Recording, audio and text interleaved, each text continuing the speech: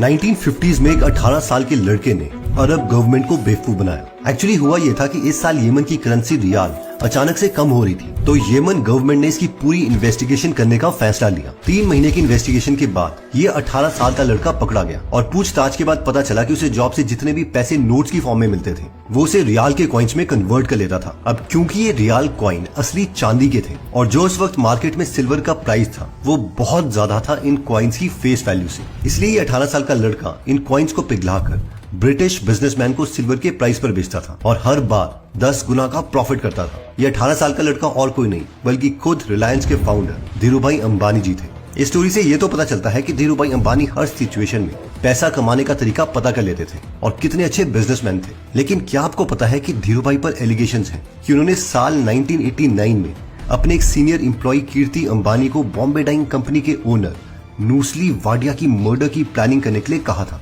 जिसकी वजह से पुलिस ने इस एम्प्लॉय को अरेस्ट भी किया था। इसके अलावा एक लीगल चैम्बर में एक केस की हियरिंग के दौरान सीनियर वकील ने धीरूभाई अंबानी के खिलाफ ये बोला था, आज धीरूभाई अंबानी सरकार से भी बड़े हो गए हैं, वो प्राइम मिनिस्टर को बना भी सकते हैं और हटा भी सकते हैं। अगर कोई न्यूज़पेपर उन्हें क्रिटिसाइज करता है तो वो कहते हैं तुम मेरी एडवर्टाइजिंग की वजह से टिके हुए हो, और अगर कोई पॉलिटिकल पार्टी का लीडर उनके अगेंस्ट स्टैंड लेने की कोशिश करता है कि मेरे आदमी सभी पॉलिटिकल पार्टीज में है और मैं तुम्हें इस पॉलिटिकल पार्टी से कभी भी निकलवा सकता हूँ। धीरूभाई अंबानी आज सिस्टम के लिए खतरा बन चुके हैं और इन्हें आज कोई नहीं हरा सकता।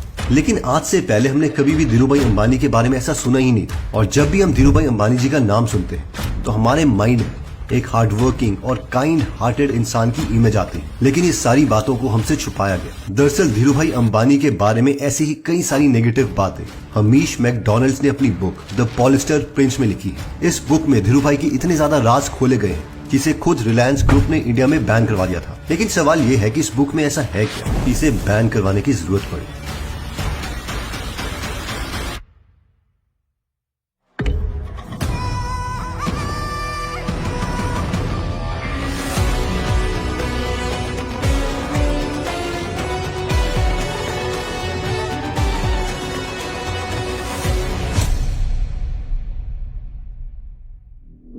नाइनटीन 1966 में धीरूभाई ने पॉलिस्टर यार्न के बिजनेस को स्टार्ट किया। इस बिजनेस में बहुत पैसा था, इसलिए बहुत से बिजनेसमैन इस बिजनेस को करना भी चाहते थे। धीरूभाई को पता था कि अगर इन कॉम्पिटिटर से जीतना है तो सिर्फ अच्छे पॉलिस्टर से धंधा नहीं बनेगा, बड़े बड़े पॉलिटिकल लीडर्स और गवर्नमेंट ऑफिशियल के साथ रिलेशनशिप बिल्ड करना जरूरी है। धीरूभाई ने किया भी ऐसे ही। उन्होंने इंदिरा गांधी, मोरारजी देसाई, राजीव गांधी, वीपी सिंह, पीवी नरसिम्हा राव और प्रणब मुखर्जी जैसे कई बड़े लोगों के साथ अच्छे रिलेशंस बनाए और उनको इसका फायदा भी हो। फॉर एग्जाम्पल 1979 में रिलायंस इंडिया के टॉप 50 बड़े बिजनेसेस में भी नहीं आता था, लेकिन 4 सालों के बाद वो इंडिया की टॉप 5 कंपनीज में से एक बन गया।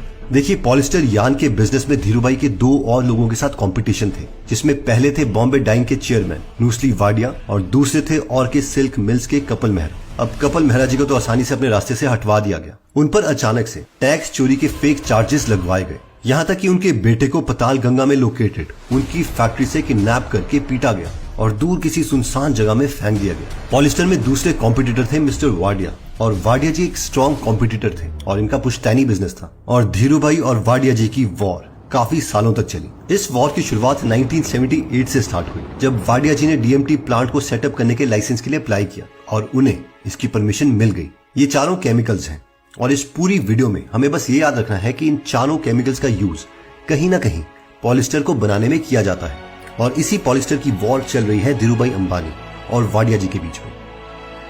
अब वाडिया जी को डीएमटी की परमिशन तो मिल गई, लेकिन धीरूभाई के क्लोज रिलेशन इंदिरा गांधी के सेक्रेटरी के साथ थे, जिसके साथ मिलकर अंबानी ने वाडिया का डीएमटी का लाइसेंस कुछ महीनों के लिए ब्लॉक करवा दिया। वाडिया जी की मुसीबत यहाँ पर खत्म नहीं हुई थी। दरअसल वाडिया जी ने एक अमेरिकन कंपनी से सेकेंड हैंड डीएमटी मशीन खरीदी थी। जब शिपमेंट इंडिया में आई तब उसे 4 हफ्तों तक कस्टम ने परमिशन नहीं दी, और थोड़े टाइम के बाद कस्टम के कलेक्टर एस श्रीनिवासन ने कहा कि मुझे शक है इन मशीन्स पर, इसलिए पहले हम सारी मशीन्स की अच्छे से इंस्पेक्शन करेंगे, जिससे वाडिया जी की कंपनी को और मुश्किल होगी पॉलिस्टर बनाने के लिए। अब इंटरेस्टिंग बात तो यह है कि जो श्रीनिवासन जी थे, जिन्होंने इस इंस्पेक्शन का ऑर्डर दिया था, जब वो सरकारी जॉब से रिटायर हुए तब रिलायंस ने उन्हें एज एन एडवाइजर हायर कर लिया। धीरूभाई वाडिया जी को पूरी तरीके से डिस्ट्रॉय करना चाहते थे। वो चाहते थे कि उनके सामने कोई कंपटीशन ना रहे, जिसके लिए धीरूभाई ने वाडिया के खिलाफ एक और मुसीबत खड़ी कर दी। अब जैसे कि हमने पहले देखा था कि पॉलिस्टर के लिए पैराक्सीन नाम के केमिकल की रिक्वायरमेंट पड़ती है, तो अंबानी जी ने क्या किया कि 1988 में इलीगली पैराक्सीन मैन्युफैक्चरिंग का प्लांट खुद ही सेटअप कर लिया। अब होता यह था कि पॉलिस्टर बनाने के लिए धीरूभाई को जब पैराक्सीन की जरूरत पड़ती तो वो इसे अपने प्लांट से ही ले लेते, जिसकी इन्होंने परमिशन भी नहीं ली थी। जबकि वाडिया जी को जब पैराक्सीन की जरूरत पड़ती तो वो उन्हें बाहर से इंपोर्ट करना पड़ता। अब अचानक से मार्च में कुछ अजीब सा हुआ। पहले तो पैराक्सीन की कीमत वर्ल्ड वाइड $400 से इंक्रीज होकर $685 हो गई। साथ ही में किसी ने गवर्नमेंट की हेल्प के लिए पैराक्सीन पर कस्टम ड्यूटी 85% से इंक्रीज करवा के 120% कर दी। मतलब पैराक्सीन सिर्फ वाडिया जी के लिए महंगा हुआ था, धीरूभाई अंबानी जी के लिए नहीं।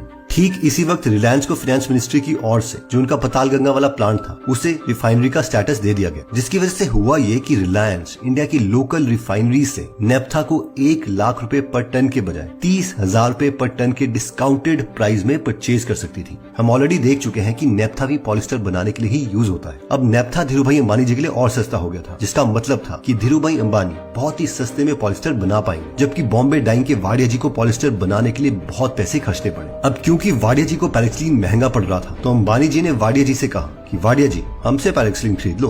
वाडिया जी के पास कोई ऑप्शन नहीं था, क्योंकि बाहर से तो पैराक्सीन बहुत महंगा पड़ रहा था। लेकिन धीरूभाई अंबानी ने सोचा कि ये पैराक्सीन मैं अपने कॉम्पिटिटर को सस्ते में क्यों दूं, इसलिए उन्होंने पैराक्सीन वाडिया जी को 28,000 रुपए पर टन के हिसाब से दिया, जो कि ब्यूरो ऑफ इंडस्ट्रियल कॉस्ट से 7,000 रुपए ज्यादा था। यानी सरकार बोलती रही कि इस पैराक्सीन का MRP इतना है, इससे महंगा मत बेचना। लेकिन अंबानी जी को कोई फर्क नहीं पड़ा और अपने कॉम्पिटिटर से भी पैसे कमाए। अपने कॉम्पिटिटर को चीजें महंगे में बेचना ये तो बिजनेस मूव थी, लेकिन उसे डराना भी तो जरूरी था। अंबानी जी पर यह एलिगेशन है कि वो वाडिया के पूरे बिजनेस को खत्म करना चाहते थे, इसलिए वाडिया जी को मर्डर की धमकियां मिलती रही और एक टेररिस्ट ने उनके बेटों को किडनैप करने की भी धमकी दी थी। 18 नवंबर 1985 को CBI एक FIR फाइल करती है, जिसमें मिनिस्ट्री ऑफ कॉमर्स और फाइनेंस के सारे ऑफिशियल्स पर ये एलिगेशंस लगाए गए कि उन्होंने अपनी पोस्ट का मिसयूज किया और रिलायंस को बेनिफिट पहुंचा।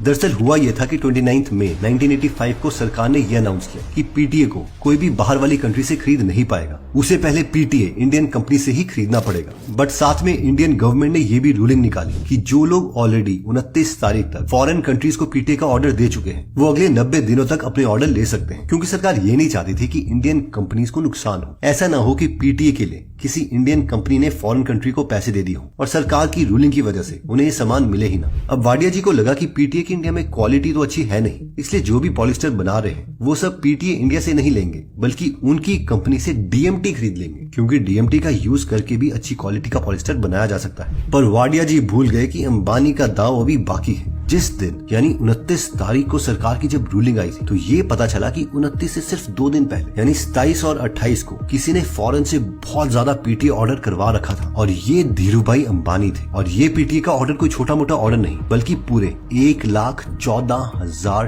टन का ऑर्डर था। अब इतना बड़ा ऑर्डर लेने के लिए धीरूभाई ने सारे बैंक से उधार लिया था। इन ऑर्डर की लिस्ट को सुनी। इंपोर्ट पॉलिसी में चेंज होने के कुछ घंटे पहले कैनेडा बैंक के साथ 29 मई के दिन 12,000 टन का उधार लिया गया। इसके अलावा सोसाइटी जनरल, बैंक की विंडोज ह्यूज और स्टैंडर्ड चार्टर्ड बैंक जैसे फॉरेन इंस्टीट्यूट के साथ 42,000 टन के लिए उधार लिया गया। सरकार की रूलिंग से जस्ट 2 दिन पहले यानी 27 मई को रिलायंस ने पेट्रोलियम मिनिस्ट्री के साथ 50,000 टन PTA के लिए कॉन्ट्रैक्ट साइन किया, जिसके लिए उसी दिन standard chartered bank, state bank of India से उधार लिया गया। यानी ऑलमोस्ट हर बैंक से 3 दिन में उधार लेके PTA खरीद लिया गया। इससे 2 बातें साफ होती हैं। 1, धीरूभाई के कॉन्टैक्ट हर एक बैंक से बहुत अच्छे थे, और उससे भी इम्पोर्टेंट सेकंड पॉइंट है कि सरकार की रूलिंग आने से पहले ही अंबानी जी को सब पता था कि क्या होने वाला है, और 3 दिन में उन्होंने सालों का PTA बाहर से मंगवा लिया और वाडिया जी बस देखते रह गए। 1984 में रिलायंस ने RMHU के लिए अप्लाई किया, जिसका मतलब था कि वो 1 साल में सिर्फ खुद के लिए 51,000 टन पैराक्सीन प्रोड्यूस कर सकता है। अब हर साल 51,000 टन पैराक्सीन प्रोड्यूस करने के लिए बड़ी मशीनें चाहिए थी, इसलिए फॉरेन से उसे खरीदा गया। लेकिन इसके बाद रिलायंस की एक रिपोर्ट बाहर आती है, जिसमें लिखा गया था कि जुलाई 1988 से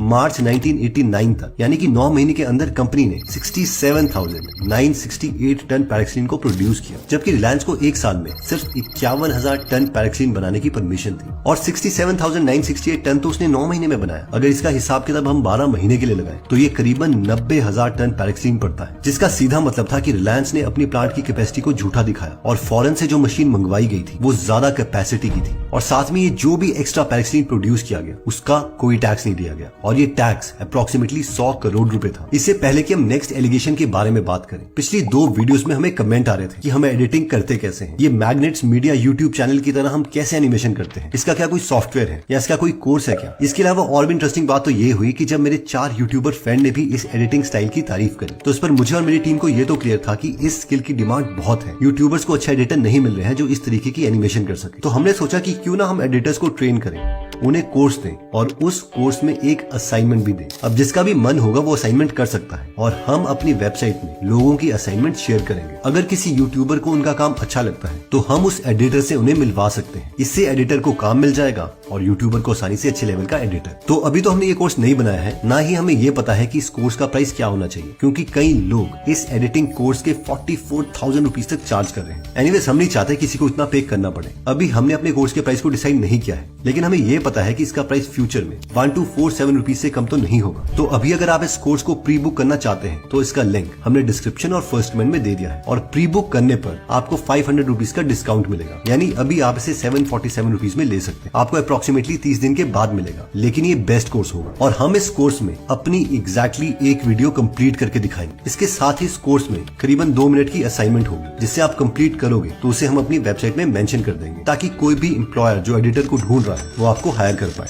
और हाँ, कोर्स रिलीज होने से पहले अगर आपको लगता है कि आपको ये कोर्स नहीं चाहिए तो हम आपके 747 रुपीज वापस कर देंगे, बट वी प्रॉमिस कि ये कोर्स इन 44,000 रुपीज के कोर्स से बेटर होगा। अगर आप इस स्किल में इंटरेस्टेड हैं तो इसका लिंक मैं डिस्क्रिप्शन और फर्स्ट कमेंट में दे दूंगा। अगर आपको डिस्क्रिप्शन में लिंक नहीं दिख रहा है तो इसका मतलब है कि काफी स्टूडेंट्स ने अप्लाई कर दिया है और अभी हम स्टूडेंट्स को एक्सेप्ट नहीं कर रहे हैं। साल 1983 में Indian government NRI investment act में चेंजेस करती है, जिसके तहत एनआरआई कंपनीज को सरकार इंडियन शेयर्स में डायरेक्टली इन्वेस्ट करना अलाउ करती है। 26 जुलाई के दिन मुखर्जी 11 फॉरेन कंपनीज की लिस्ट दिखाते हैं जो कि आइल ऑफ मैन में रजिस्टर्ड थी। आइल ऑफ मैन आयरिश सी में लोकेटेड है। ये एक टैक्स हेवन कंट्री है जिसे कई अमीर बिजनेसमैन टैक्स की चोरी करने के लिए यूज करते हैं। एनीवेज, इन 11 में से 2 कंपनी के नाम थोड़े अजीब से थे, क्रोकोडाइल लिमिटेड और दूसरा था फियास्को ओवरसीज लिमिटेड। फियास्को का हिंदी में मतलब है असफलता। इन नाम से तो लग रहा था कि कुछ तो गड़बड़ है। जनवरी 1984 में इंडिया टुडे ने ये अपनी जांच में बताया कि ये सभी 11 कंपनी 3 साल के अंदर बनाई गई थी, यानी 1979 से